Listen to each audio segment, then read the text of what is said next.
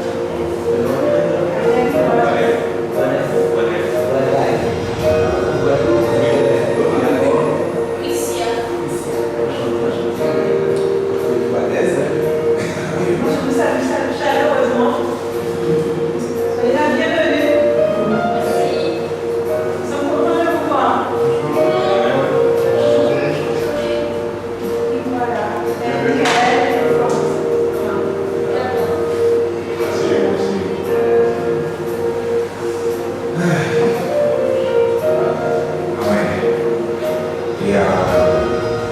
bon, pour continuer dans ce temps, moi j'aimerais savoir s'il y a des personnes qui se sentent bien, juste ça. Mais il dans la présence de Dieu. Idéalement, la même. Bien sûr. Pas de bien place en vérité. Et vraiment à tous, bienvenue. Je disais sur le temps qu'on a fait vendredi, je disais bien que ce sont des temps dont on a besoin pour pouvoir relâcher, pour pouvoir être au repos. Il y a tellement parfois des choses qui peuvent nous passer en tête, des épreuves de toutes sortes qui peuvent nous passer en tête. Je dis qu'on a besoin parfois d'être dans cet endroit où le Seigneur nous bénit de sa présence. Et moi je remercie le Seigneur et vraiment, est-ce qu'on peut vraiment nous donner un applaudissement pour dire notre Seigneur pour notre frère.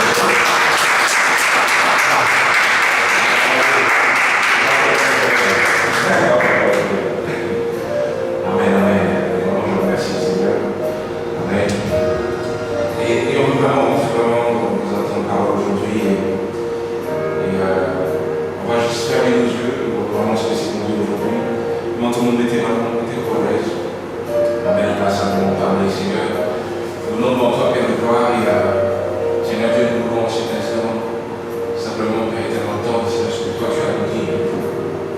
Tu es, Père éternel, Dieu élevé, tu es, Seigneur, celui, Père, qui était, Seigneur, et qui vient.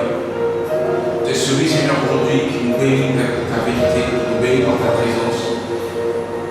Et nous voulons dire, Seigneur, en cet instant, que nous voulons plus de toi. Nous voulons plus de toi. Nous voulons t'entendre, Seigneur. Viens, Seigneur, et dis-nous, Seigneur Dieu, des choses, Père, pour pouvoir changer, Seigneur, le cours de nos vies, Père. Tu es, Seigneur Dieu, ce Dieu-là, Père, qui, Seigneur Dieu, agit, Seigneur Dieu, pour faire la différence. Agis, Seigneur Dieu, pour chacun d'entre nous dans cet instant. Saint-Esprit, nous voulons dire une fois de plus, guide, Seigneur, ce moment, guide ce moment. Amène-nous là où tu le veux. Seigneur, nous te glorifions, nous t'élevons, et te prions ainsi au nom puissant de Jésus-Christ. Tous ensemble, nous disons Amen. On ne peut pas que ça vous dire le Seigneur.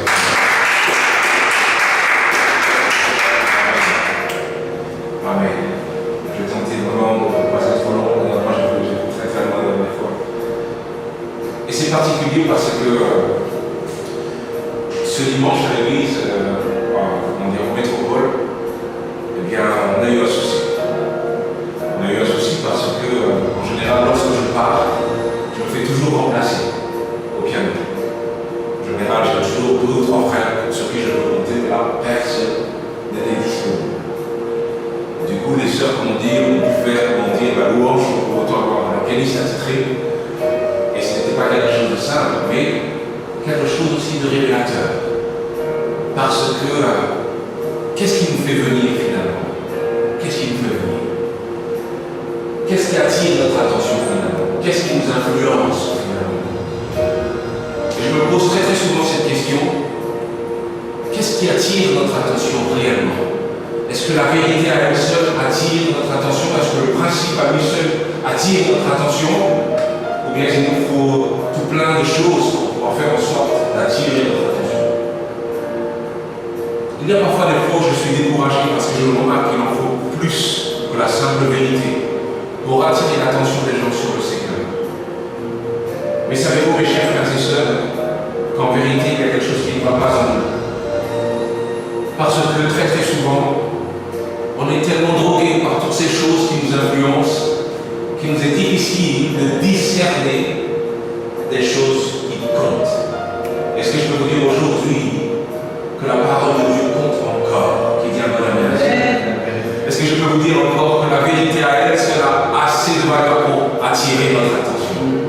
Regardez mes chers frères et sœurs, voyez en vérité que cette parole a la possibilité de changer nos vies à jamais. Et je peux vous dire, mes chers frères et sœurs, que j'en suis le témoin vivant. C'est la raison pour laquelle, en cet instant, je prie que nous puissions tous ouvrir nos cœurs pour pouvoir recevoir du Seigneur. Qui veut m'aider en disant encore une fois, Amen. Amen. Amen. Oui, mes chers frères et sœurs. Amen. Et aujourd'hui, le thème, c'est le suivant. Guérir de nos blessures. On est toujours sur ce thème de la famille, c'est pour ça que je dis guérir des blessures familiales. Amen, amen. Est-ce Parce que je peux vous dire qu'à chaque fois que dans l'église on parle des parents, de la famille, il y a toujours une lourdeur particulière et il y a toujours quelque chose qui fait qu'on est délivré d'une manière particulière. Je crois que c'est un sujet qui est important, qu'on doit ouvrir de manière à ce que le Seigneur puisse agir et remettre à l'endroit ce qui était à l'envers de nous. C'est la raison pour laquelle je vous demande de considérer aujourd'hui ce que Dieu peut faire au-delà de ce que je peux dire. Je veux vraiment être le vassal du Saint-Esprit en cet instant et me laisser faire vraiment mon cœur. Et dans un premier temps, on va aller dans ce passage en 2 Corinthiens, chapitre 5, le verset 17. 2 Corinthiens, le chapitre 5, le verset 17. Et le passage est clair, voilà ce qu'il dit. Il dit, si quelqu'un est en Christ, il est une nouvelle créature, les choses anciennes sont passées, voici, toutes choses sont devenues nouvelles. Est-ce que vous entendez ça? Si quelqu'un est en Christ, il est une nouvelle créature, les choses anciennes sont passées, voici, toutes choses sont devenues nouvelles. Je dis, mes chers frères et sœurs, toutes choses sont devenues nouvelles. Et j'aimerais que vous puissiez l'entendre de manière à faire une séparation entre votre avant, votre passé, ce qui a pu se passer et ce que le Seigneur fait de vous maintenant. Il y a un avant et il y a un après cette phase, cette verse est une scission entre les deux et ne laisse pas l'ennemi traverser de manière à encore t'accuser des choses que tu avais faites par le passé qui est avec moi aujourd'hui. Il y a une scission. Mes chers frères et sœurs, à nous qui disons c'est bien Dieu, nous voulons faire en sorte de considérer sa parole bien plus que nous considérons notre propre avis. Nous voulons faire en sorte de considérer ce qu'il dit bien plus que nous considérons notre propre cœur. Je dis mes chers frères et sœurs, il y a parfois des fois où l'ennemi continue à t'accuser. Souviens-toi de cette fois où tu avais menti à tes parents. Souviens-toi de cette fois où tu avais trahi ton ami. Souviens-toi de cette chose que tu avais faite et qui n'était pas agréable aux yeux de Dieu. Mais ce que je peux vous dire, mes chers frères et sœurs, que le Seigneur parle et proclame une liberté de ces accusations passées de manière à ce que nous puissions marcher. Entendez ça en nouveauté de vie. En nouveauté de vie. Entendez ça, entendez ça, entendez ça. En nouveauté de vie, mes chers frères et sœurs. Je dis, mes chers frères et sœurs, que c'est en vérité une opportunité de nouveau saisir. Tout neuf, en nouveauté de vie. Coupable de rien, parce que le Seigneur nous sanctifie à nouveau et nous rend tout neuf. N'est-ce pas une bonne nouvelle pour nous, mes chers frères et sœurs? Peut-être que certains se disent, parce qu'il a dit pour lui, pourtant non. Parce que j'ai beau prêcher, que j'ai aussi des histoires. Oui, on a beau chanter, on a beau faire du piano, on a beau comment dire, bien aujourd'hui être dans l'église. On a tous le squelette dans nos placards, des choses dont on n'est pas très fiers, avec moi. Des choses dont on n'est pas trop fiers, n'est-ce pas?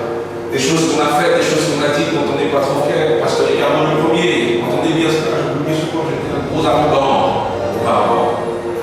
J'étais un arrogant auparavant. Et oui, croyez-moi, je me souviens encore de cette fois, j'étais très très bagarreur.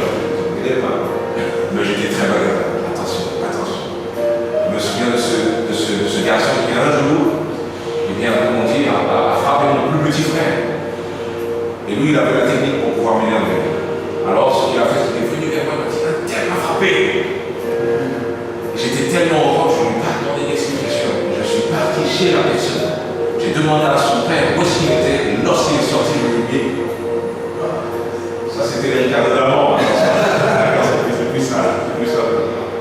J'étais comme ça. Mais l'histoire. Mais le Seigneur permet la miséricorde. Qu'est-ce que c'est? Que nous puissions recevoir ce que nous ne méritons pas. Ce n'est pas à cause de mes bienfaits. Ce n'est pas à cause de mes belles œuvres.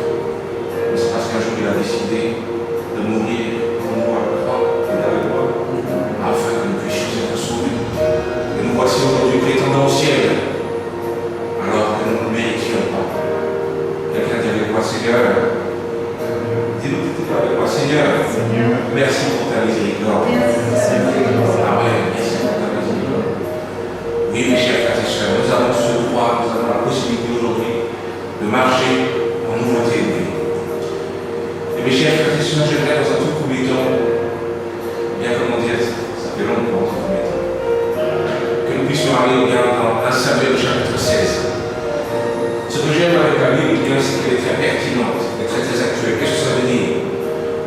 dire qu'on s'y retrouve très facilement. Pour celui et celle qui jette un regard honnête, pour celui et celle qui ouvre son cœur pour voir ce qu'elle dit, on s'y retrouve.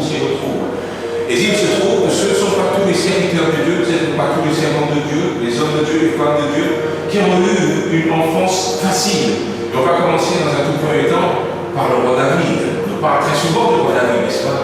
Mais cependant, savez-vous que celui qui était devenu roi était oublié par son père dans le passé. Rappelez-vous de l'histoire du chef frères et sœurs. 1 Samuel, chapitre 16, nous dit que le roi David était dans les champs pendant que Samuel, le prophète de l'Éternel, était venu pour pouvoir choisir un roi pour pouvoir remplacer Saül. Entendez ça. Alors il arrive dans la famille de quelqu'un qui s'appelle Isaïe. Pas Isaïe le prophète, mais Isaïe le père de David. Alors lorsqu'il arrive, la Bible nous dit, bien qu'il dit qu'il vient oindre quelqu'un pour qu'il puisse être le nouveau roi en Israël. Alors, Isaïe, normalement, devait aller chercher tous ses fils. Cependant, ce n'est pas le cas. Il va chercher les fils qui ont la meilleure des allures. Il va chercher les personnes qui, selon lui, ont de la valeur. Mais quant au tout dernier, celui-ci reste dans les champs, gardant les mots. Restez avec moi. Le verset 6 nous dit, lorsqu'ils entrèrent, ils se disent, envoyons Eliab, le plus grand des frères de David, certainement l'ange de l'Éternel est ici devant lui. L'Éternel dit à Samuel, ne prends pas garde à son apparence, à la hauteur de sa taille, car je l'ai rejeté. Ça, c'est pour le premier frère. Et c'est intéressant, mes chers frères et sœurs. Regardez ça. Parce que lorsque Samuel vient pour pouvoir voir le grand frère de David, son premier réflexe, celui qui est supposé être le serviteur du Seigneur, son premier réflexe, c'est de dire, c'est certainement lui. Au vu de sa beauté, au vu de la manière dont il se tient, c'est certainement lui. Mais ce qui se passe, c'est que l'Éternel nous dit non, pas. Tu te trompes. Ce n'est pas lui. Intéressant de voir que ce qui frappe l'apparence pour nous, hommes, n'est pas forcément quelque chose qui a de la valeur aux yeux de Dieu. Est-ce que vous entendez ça? Oui, mes chers frères et sœurs. Et c'est la raison pour laquelle il nous faut réellement regarder et voir le standard de jugement. Ce n'est pas tout ce que tu valides que Dieu valide, qui est avec moi. Et c'est la raison pour laquelle nous devons toujours faire en sorte d'entendre, de nous tourner vers le Seigneur pour savoir ce que lui pense. Amen, amen. Aidez-moi encore une fois en disant un bon amen. Amen. Amen. Entendez ça, mes chers frères et sœurs, ce n'est pas terminé. Par la suite, la Bible nous dit l'Éternel ne considère pas ce que l'homme considère. L'homme regarde ce qui frappe les yeux, mais l'Éternel regarde au cœur. Est-ce que je peux dire à quelqu'un aujourd'hui, le Seigneur te voit. Le Seigneur te voit, mais vraiment. Tout le monde te néglige. Ils ne font pas attention à toi, mais ils voient ton cœur. Ils voient ton cœur. Amen, amen. Est-ce que mes chers frères et sœurs, je pourrais encourager quelqu'un aujourd'hui en disant que parfois nous sommes certes méprisés par beaucoup, mais cependant le Seigneur voit le courage que l'on a pour pouvoir rester dans l'intégrité, pour pouvoir rester juste. Lorsque tu ne demandes pas que tu fais ce que tu es supposé faire, en dépit que tout le monde autour de toi fait n'importe quoi, le Seigneur le voit et il valorise. Peu importe si les gens autour de toi ne t'encouragent pas, le Seigneur le voit. Qui dit que tu vas dans un bon amen? Amen, amen. Entendez ça, ça continue. Isaïe Abinadab, il fut passé dans sa paix. Et Samuel dit, l'Éternel n'a pas non plus choisi celui-ci. Isaïe fut passé Shama. Et Samuel dit, l'Éternel n'a pas non plus choisi celui-ci. Isaïe fut passé ses 7 fils devant Samuel. Et Samuel dit à Isaïe, l'Éternel n'a choisi aucun homme. Quel père! Tu veux me dire qu'il a fait passer tout le monde, mais qu'il a laissé David dans le champ, à garder les brebis. Tu veux me dire que c'est un père comme ça qu'il a? Mais si ça se passe comme ça, comment ça se passe au quotidien pour David? Comment ça se passe au quotidien pour David? Est-ce qu'il est constamment oublié de cette manière? Et j'aimerais dire ça pour quelqu'un qui s'est senti disqualifié. J'aimerais dire ça pour quelqu'un qui s'est senti oublié de ses parents, oublié du contexte familial dans lequel il a grandi. Je dis que lorsque ta famille te méprise, ce n'est pas le cas du Seigneur. Quelqu'un vient dans la mer. Oui, ce n'est pas le cas du Seigneur. En vérité, le Seigneur savait qui il avait choisi. David était oublié de tous, mais pas oublié du Seigneur. Amen, amen. Est-ce que quelqu'un peut juste dire avec moi, je ne suis pas oublié de Dieu? Amen, je ne suis pas oublié de Dieu. Le verset 11 nous dit, puis Samuel dit à Isaïe, sauce-là tous tes fils. Et il répondit, enfin, il reste encore le plus jeune, mais il fait paître les brebis. Alors Samuel dit à Isaïe, envoie le chercher, car nous ne placerons pas avant qu'il ne soit venu ici. Est-ce que vous entendez ça? Amen, amen, amen. Est-ce que vous entendez ça? Regardez et voyez le Dieu que vous servez. Regardez et voyez le Dieu que vous servez aujourd'hui. Regardez et voyez que le Seigneur est prêt à partir à ta recherche. Et cela malgré ce que les gens font pour pouvoir t'écarter de la liste de ceux et celles qui sont considérés. Regardez cela, mes chers frères et sœurs. Oui, ce qui est pour toi, personne ne peut te le voler parce que le Seigneur le prépare pour toi. David ne le savait pas, il était oublié de tous, mais il y avait une autre chose qui l'attendait, quelque chose pour qu'il puisse devenir le futur roi d'Israël. Entendez cela, mes chers frères et sœurs. C'est la raison pour laquelle, non, ce n'est pas parce que les hommes nous méprisent, ce n'est pas parce que nos familles nous méprisent, bien que nous allons nous décourager. Notre espoir, notre force ne demeure pas sur l'attention de ceux et celles qui nous entourent. Notre valeur se trouve entre les mains du Seigneur qui vient de la scène. Oui, mes chers frères et sœurs, est-ce que vous êtes toujours là? Amen. Est-ce que tu peux toucher ton voisin et lui dire, suis encore, suis encore. Allez, allez, allez. Suis encore. Amen, amen. On va cette fois-ci aller dans Genèse chapitre 37. Amen. C'est une histoire que j'aime en particulier. Puis par la suite, ce que nous allons faire, c'est aller voir plusieurs fois ensemble. Dans Genèse chapitre 37, on entend parler cette fois-ci de Joseph. Entendez bien cela, mes chers frères et sœurs, pour pouvoir faire court. La Bible nous dit que Joseph était le fils préféré de son père. Alors là, c'est mieux que l'histoire qu'on a vue tout à l'heure. C'est le fils préféré de son père. Le problème, c'est le père. Le père de Joseph. Ce sont les frères de Joseph, le problème. Est-ce que vous entendez cela? Amen. Et vraiment, je vais m'adresser à vous qui parfois avez eu des frères et sœurs qui ne se sont pas forcément comportés comme il fallait envers eux. Qu'est-ce que cela veut dire? Cela veut dire que parfois on en attend beaucoup de ceux et celles qui nous entourent.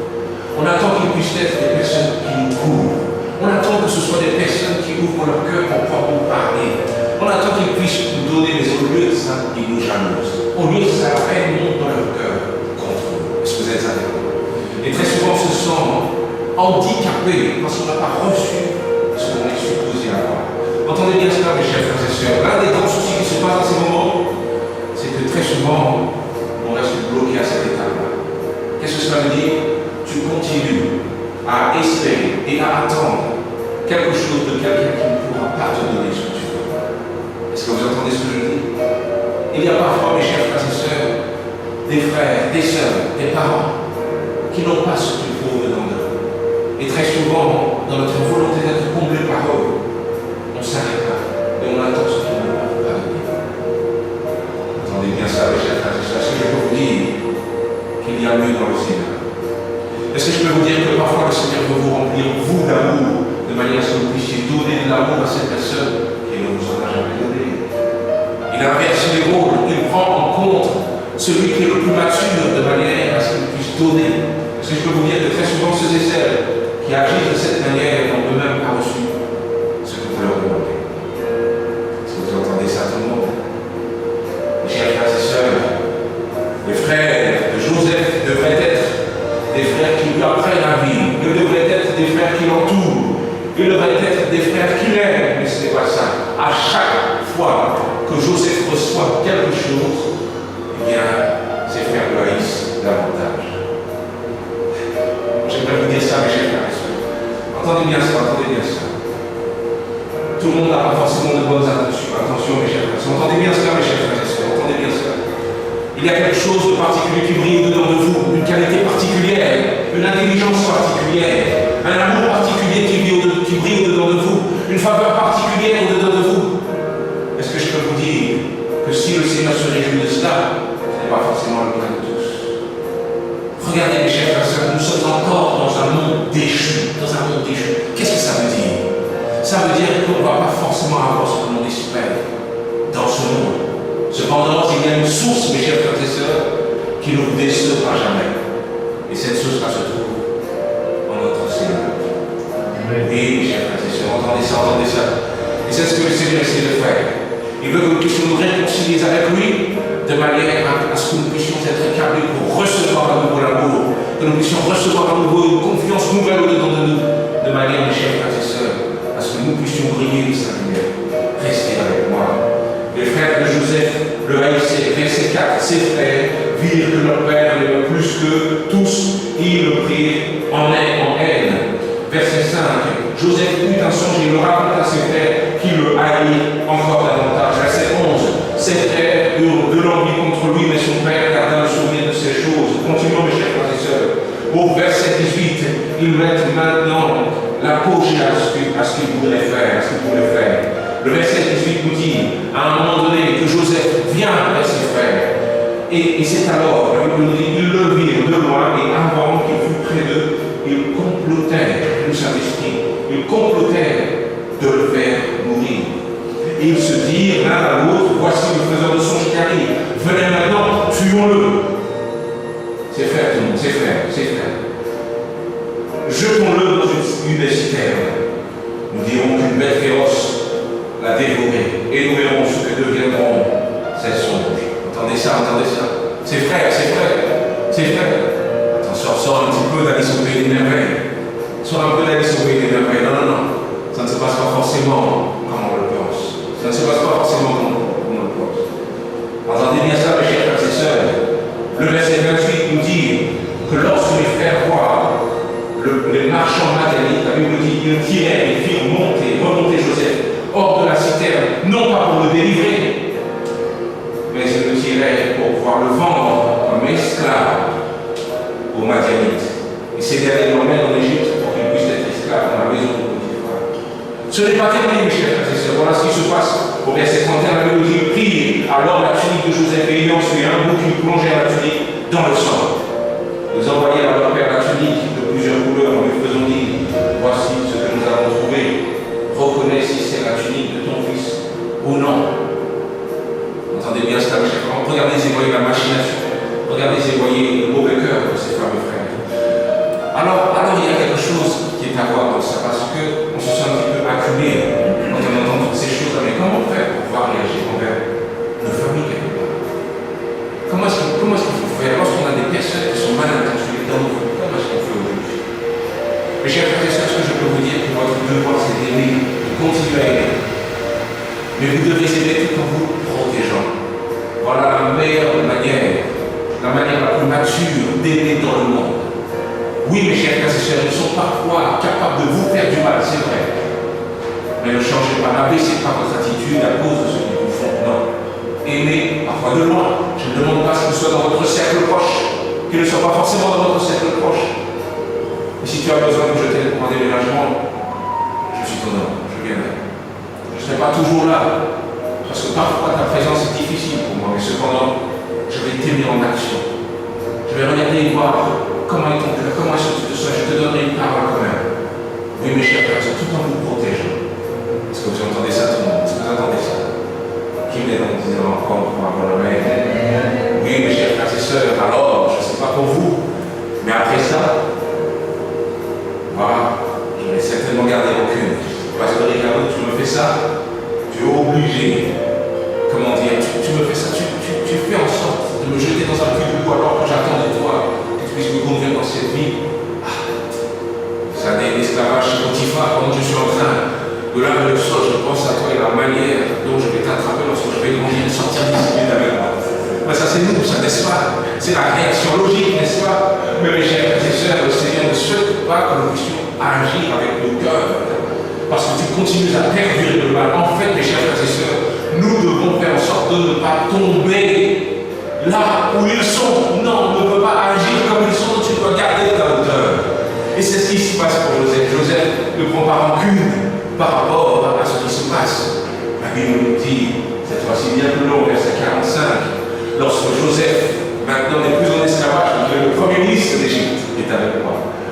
La Bible nous dit qu'il rencontre ses frères à nouveau, mais au lieu de les mettre en morceaux, la Bible nous dit qu'il les pardonne. Entendez ce que dit. C'est vraiment intéressant. Entendez ça. Voilà ce que va dire Joseph. Approchez-vous de moi, il s'approchait. Et il dit, je suis Joseph, votre frère, vous avez vendu pour être mené en Égypte. Maintenant, ne vous affligez pas. Ne soyez pas fâchés de m'avoir vendu pour être conduit ici. C'est pas lui qui devait être fâché. Restez avec moi, restez avec moi. Car c'est pour vous sauver la vie que Dieu m'a envoyé devant vous. Voilà 2 ans que la famine est dans le pays et pendant 5 années encore, il n'y aura ni labour ni moisson. Dieu m'a envoyé devant vous pour vous faire subsister dans le pays et pour vous faire vivre de grandes délivrances. Ce n'est donc pas vous qui m'avez envoyé ici, mais c'est Dieu. Il m'a établi père de Pharaon, maître de toute sa maison et gouverneur de tout le pays d'Égypte. Entendez ça, entendez ça, entendez ça. Et vraiment, je veux parler à quelqu'un qui se sent parfois oublié de Dieu. Est-ce que je peux vous dire, mes chers frères et sœurs, qu'en dépit de ce que nous voyons avec nos yeux, le Seigneur a un plan bien plus grand pour nous. La vérité, mes chers frères et sœurs, c'est que la souffrance dont nous sommes l'objet parfois n'est pas sans sens. Ce n'est pas pour rien que tu as été oublié. Ce n'est pas pour rien qu'on agit avec toi de cette manière. La vérité, c'est qu'aujourd'hui, tu es assez endurci pour pouvoir traverser les épreuves que d'autres ne peuvent pas traverser. Qui est avec moi aujourd'hui? La vérité, mes chers frères et sœurs, c'est que ce que nous avons vécu va nous servir. Je dis, mes chers frères et sœurs, que nous devons regarder le grand plan de Dieu au-delà des choses que nous avons vécues. Regardez comme c'est important de ne pas entendre la voix de l'ennemi qui nous dit réplique quelque chose à l'auteur de ce qu'ils t'ont fait. Si tu fais ça, tu vas passer outre le grand plan de Dieu pour ta vie. Joseph a été trahi par ses frères, jeté en esclavage, jeté en prison. Mais tout ça, c'est pour qu'il puisse un jour se rapprocher de Pharaon, pour que non seulement l'Égypte soit sauvée, mais également pour que sa famille soit sauvée. Amen, amen, amen. Que sa famille soit sauvée. Cette famille qui l'a persécuté, que sa famille puisse être sauvée. Je vous dis, on a raison de suivre le Seigneur, on a raison. Si tu écoutes que ton cœur est la logique, tu es aveugle. Contrairement à ce que le monde pense, aveugle. Mais le Seigneur nous ouvre les yeux pour que nous puissions voir la grande image qui met encore besoin dans la mer. Amen. Bien, mes chers frères et sœurs, ce qu'on va faire maintenant, je vais vous demander, on va avoir 6 points ensemble, 6 points. Et vraiment, je vous demande d'entendre ça, d'écouter et de noter ce qui vous semble pertinent. D'accord? Notez ce qui vous semble pertinent. La toute première chose, le tout premier point, mes chers frères et sœurs, je vous l'ai dit tout à l'heure, tu n'es pas oublié de Dieu. Tu souhaites guérir d'une blessure familiale, ça commence par ça, Tu n'es pas oublié de Dieu. Non, quelqu'un disait un jour, mais regarde tout ce que j'ai vécu, cela veut dire que le Seigneur m'a oublié. Non, pas du tout. Regarde tout ce que Jésus lui-même a vécu. Était-il oublié de Dieu pour autant? Regardez ce que Jérémie a vécu. Était-il oublié de Dieu pour autant? Non, en vérité, nos circonstances ne nous disent pas que nous sommes oubliés de Dieu. Pas du tout, pas du tout. Pas du tout. La vérité, c'est qu'on peut avoir de grosses épreuves, mais être dans l'épreuve avec le Seigneur qui est avec moi aujourd'hui. C'est ça l'essentiel. C'est ça l'essentiel. D'être dans l'épreuve, mais avec le Seigneur. Oui, mes chers frères, la vérité, c'est que lorsque tu es attristé, le cœur de Dieu aussi est attristé. Le cœur de Dieu aussi est attristé. Il n'aime pas te voir dans cet état. Vous savez pourquoi? C'est un Père bienveillant. Et comme tout Père bienveillant, lorsque tu vas mal, lui aussi ne se sent pas bien. Mais il sait qu'il y a certaines choses que tu dois vivre.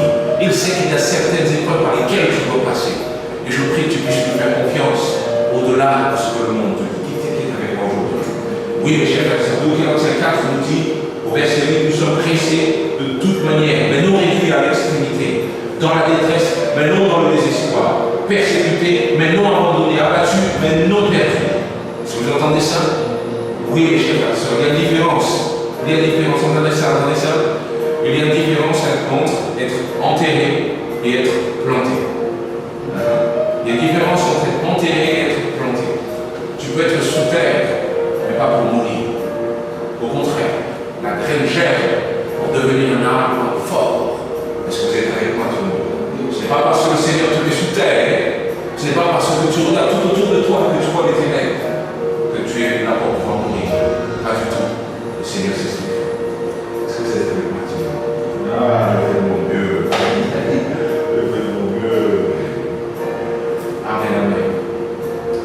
La deuxième chose, mes chers frères et sœurs, c'est tu n'es pas disqualifié. Tu n'es pas disqualifié. Entendez cela, mes chers frères et sœurs, parce que très très souvent, lorsqu'on se retrouve dans ce genre de situation, on a là un petit peu déformé. Ça veut dire quoi? Ça veut dire qu'il y a parfois des fois où les gens rigolent autour de toi, mais toi tu ne rigoles pas. Toi tu ne rigoles pas parce que les choses qui sont naturelles pour les autres ne sont pas forcément naturelles pour toi. Alors tu te sens toujours à part, toujours à part, toujours à part. Mais mes chers frères et sœurs, malgré parfois l'handicap de nos âmes, nous ne sommes pas disqualifiés. Vous savez pourquoi? Parce que rien n'est impossible à Dieu. La vérité, c'est qu'il est en mesure de restaurer notre âme de manière à ce que tu puisses finalement faire du sens, que tu puisses te sentir bien. Tu n'es pas disqualifié. Quel que soit l'endroit où les gens ne te voient pas, cela ne veut pas dire que Dieu ne te voit pas. Je mets encore une fois en disant amen. Voilà ce que nous dit le livre de Jérémie au chapitre 1er, verset 5. Avant que je puisse former dans le ventre de ta mère, je te connaissais, et avant que tu fusses sorti de son sein, je t'avais consacré, je t'avais établi prophète des nations. Qu'est-ce que ça veut dire? Ça veut dire qu'avant qu'il ne t'arrive toutes ces choses-là, le Seigneur t'avait déjà choisi. Il t'avait déjà établi. Entendez ça? Avant même que tu ne sortes du ventre de ta mère, déjà établi pour quelque chose. C'est la raison pour laquelle, mes chers frères et sœurs, nous ne sommes pas en train de devenir ce que Dieu voit en nous. Nous redevenons ce que Dieu voit en nous. Parce que nous étions comme ça auparavant.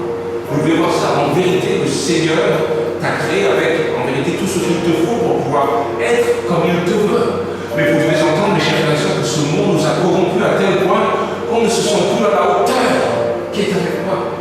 On ne se sent plus à la hauteur. Mais mes chers frères et sœurs, ce que je peux vous dire, que tout est toujours là. Il s'agit simplement de revenir à ton Dieu. La Bible nous dit que lorsque le Fils prodigue est revenu vers son Père, le Père l'a accueilli avec des bras ouverts. Et qu'est-ce qui s'est passé par la suite? Il a changé ses vêtements, il lui a mis une nouvelle bague au doigt, de nouvelles sandales, une nouvelle ceinture, de manière à ce que tous se souviennent du statut de son fils. Entendez ça? Il ne restait plus rien, et cette ville lointaine, où il était parti voir une prostituée, où il était parti aller dans le jeu d'argent, il ne restait plus rien. Tout ce que l'on voyait, c'est le fils qui était parti et qui est revenu. Tu vois, en vérité, il t'est arrivé beaucoup de choses, et tu es en train de faire ton retour dans la maison du Seigneur. Amen.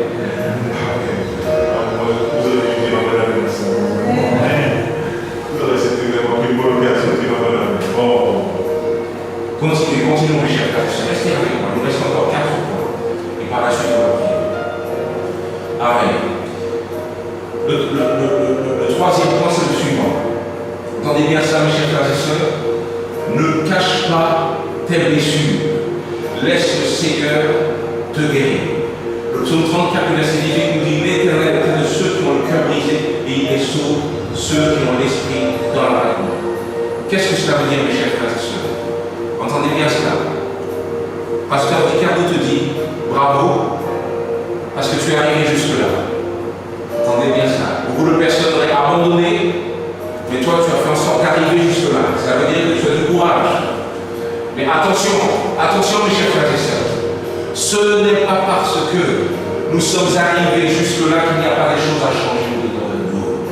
Entendez bien cela mes frères et sœurs. Entendez bien cela. Je dis mes chers frères et sœurs, que le Seigneur veut agir au-dedans de nous pour pouvoir guérir parfois nos cœurs. Comment se fait-il que tu as autant de mal à être à l'aise? Comment se fait-il que tu as autant de mal à aimer ton prochain? Comment ça se fait? Je dis que le Seigneur, malgré ton accomplissement, le Seigneur a encore des choses à faire au-dedans de toi. Et pour cela, il va falloir ouvrir son cœur. Entendez bien cela. Qui va voir un docteur? Et lorsqu'on lui demande, alors, qu'est-ce que je peux faire pour vous? Pourquoi est-ce que vous êtes venu me voir comme ça? On ne va pas chez le docteur quand on n'a pas en vérité. On va chez le docteur et on lui présente sa plaie, on lui présente sa maladie, on lui présente ces choses qui ne vont pas. Entendez bien cela, mes chers frères et sœurs. Lorsqu'on vient devant le Seigneur, c'est la même chose. On ne vient pas devant le Seigneur en se disant, non, mais moi de toute manière, j'ai tout ce qu'il me faut. C'est de l'orgueil. On a tous quelque chose à changer. Et lorsqu'on pense qu'on n'a rien à changer au-dedans de nous, c'est à ce moment-là qu'on a encore plus de choses à changer. Entendez bien. La vérité, c'est que nous voulons toujours ouvrir notre cœur pour pouvoir dire, Seigneur, soigne-moi. Soigne-moi, Seigneur. Aïe, Seigneur, mais tu vois, je manque de volonté, Seigneur, tu vois ça, oui. Seigneur, aide-moi avec ma volonté, aide-moi avec ma discipline, Seigneur Dieu. Seigneur, tu vois comme je tombe souvent dans ces addictions, Seigneur. Aide-moi, tu vois que j'ai des soucis par rapport d'ordre sexuel, par rapport à ma continence, par rapport au fait de me maîtriser, Seigneur. Aide-moi, je viens devant toi, comme je suis, je ne suis pas plus personnellement, Seigneur, je suis malade, qui est avec moi dans le monde. Pas mal pour celui-ci. Amen. Oui, mes chers frères et sœurs, ne cachez pas vos blessures. Et je le dis encore parce que parfois on est traumatisé, on a tellement montré notre sensibilité, on a tellement montré notre vulnérabilité, on a tellement été trahis et on a tellement été meurtris par des personnes qui n'ont pas considéré ce que nous avons de plus sensible que des fois on se ferme comme lui. Non, personne ne doit voir ce qu'il va avoir dedans de moi. Personne. Mais mes chers frères et sœurs, en vérité, c'est une mauvaise dureté. C'est une mauvaise dureté. Mes chers frères et sœurs, est-ce que je peux vous dire, ouvrons nos cœurs, ouvrons nos cœurs. Ouvrons nos cœurs. Ouvrons nos cœurs et laissons la main au Seigneur, frère. C'est lui qui est le véritable docteur. Non seulement physiquement il agit, mais il agit également pour préparer nos cœurs. Qui vient dans la relation. Amen. Et par les cœurs brisés, et par les cœurs brisés. Ceux et celles qui ont été trahis. Ceux et celles qui ont le cœur en morceaux, qui ne sont même plus capables d'aimer. Seigneur, répare ton cœur. Il t'aime avec outrance. Avec outrance. Comment quelqu'un donne sa vie à la croix de manière à ce que nous puissions être sauvés alors que nous ne le méritons pas. C'est un amour scandaleux. C'est un amour qui qu'on ne trouve pas ailleurs. Eh bien, il t'aime comme ça pour réparer ton amour. C'est un amour qui guérit. Amen. Restez avec moi, passion. Amen, amen. Reçois l'amour du Seigneur. Quatrième point. Reçois l'amour du Seigneur et sa restauration par son Saint-Esprit. Reçois-le. Entendez bien encore une fois, mes chers frères et sœurs, entendez que lorsque Jésus se trouvait dans le jardin de Gethsémani, la Bible nous dit, eh bien, qu'il suait avec des grenouilles de sang. C'est une angoisse, c'est une peur mortelle. C'est une angoisse mortelle. Entendez bien ça. Entendez ça. Le sacrifice qu'il fait pour toi, c'est de manière à ce que nous puissions avoir le ciel, parce que oui, aujourd'hui nous avons la possibilité par son biais d'avoir la vie éternelle et de ne plus avoir peur de la mort. Qui dit en bonne main ça? Oui, mes chers frères et sœurs.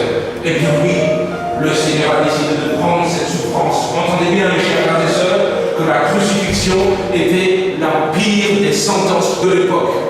Les rois de l'époque disaient que cette sentence était une sentence qui était dégoûtante. C'est dégoûtant à voir quelqu'un de crucifié. Entendez bien ça, c'est dégoûtant à voir quelqu'un de crucifié. Parce que cette personne est dans une espèce d'agonie sans fin. Pendant 12 heures, le Christ, malgré ses pieds percés et ses mains percées, a dû soulever son corps pour prendre une respiration. Et à chaque fois qu'il avait trop mal dans ses pieds ou dans ses mains pour sauver son corps, eh bien alors tout le poids retombait et sa respiration se coupait. Alors c'est sans cesse une suffocation. Et lorsqu'on la regarde au fur et à mesure, on ne veut plus voir ça. C'est dégoûtant à voir, c'est pas beau à voir, mais il a fait en sorte de faire cette agonie, de vivre cette agonie pendant 12 heures. Après quoi, il a remis l'esprit en disant, attendez, tout est accompli. Mais qui a souffert pour toi comme ça? Mais qui t'a aimé comme ça? Mais qui nous a aimés comme ça? Mais on ne veut pas aimer, parce que j'ai voté que je ne vais pas t'aimer comme ça. Je ne veux pas t'aimer comme ça. J'ai passé rien de je ne pense pas pouvoir aimer comme ça. Entendez bien cela. La souffrance la plus terrible du Christ n'a pas forcément été la crucifixion, mais la séparation avec le Père, parce qu'à ce moment-là, il était le péché de l'humanité. Mes chers frères et sœurs, peut-on ouvrir le cœur pour recevoir cet amour? Amen. Chaque jour, est-ce que je peux vous dire ça? Chaque jour, quand tu es fatigué, que tu veux plus faire ces choses-là, ouvre encore ton cœur. Parce qu'il t'a trop